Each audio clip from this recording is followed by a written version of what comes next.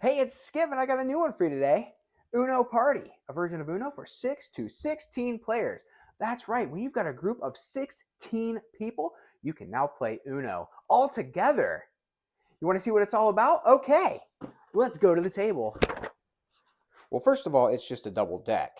There are some different power cards, but mainly to handle a larger group, they just doubled the deck size.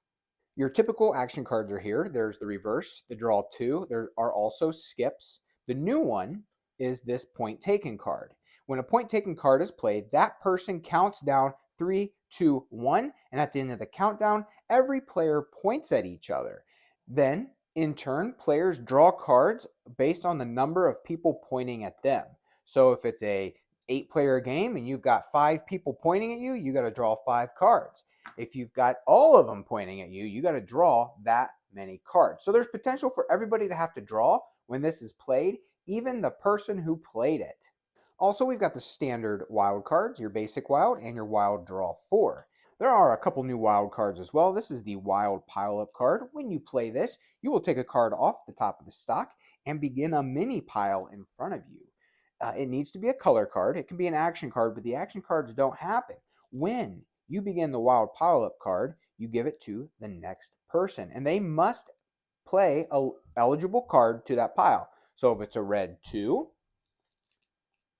the next player must play a red card or a 2.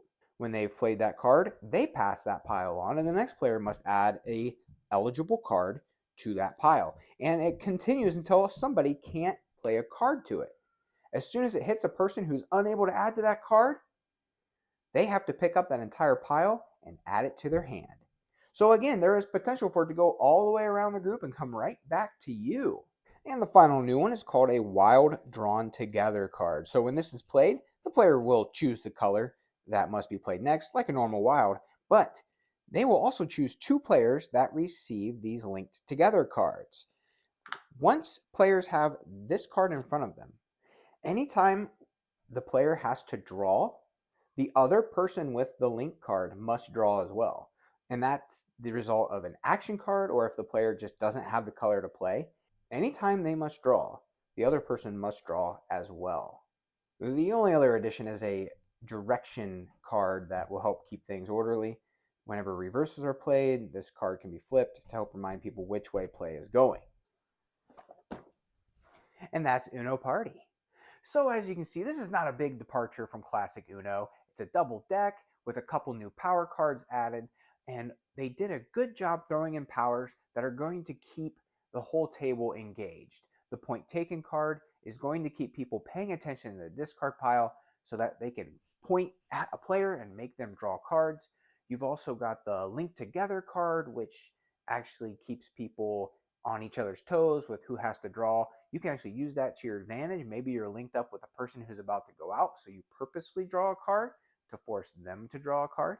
And a big one that was mentioned in the rules is they allow for cut-ins. So if there's a red 2 on top of the discard pile and you have a red 2 in your hand, you can cut in and play it immediately, skipping anybody who was supposed to go before you. Overall, I don't know how popular this particular version is going to get. I see what they're going for. The price point is about $15, which puts it cheaper than other similar party games like Exploding Kittens and things like that. But it's still a bit more of a premium price product. When you're essentially just getting 2 decks with a couple new power cards, when you compare that to a $6 Uno deck that has a new wild rule, it doesn't exactly line up price-wise.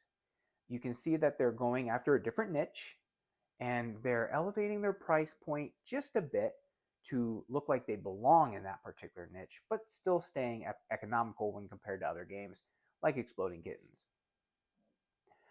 All right, well, that's all I got for you today. Thank you so much for watching. Until next time, keep on playing.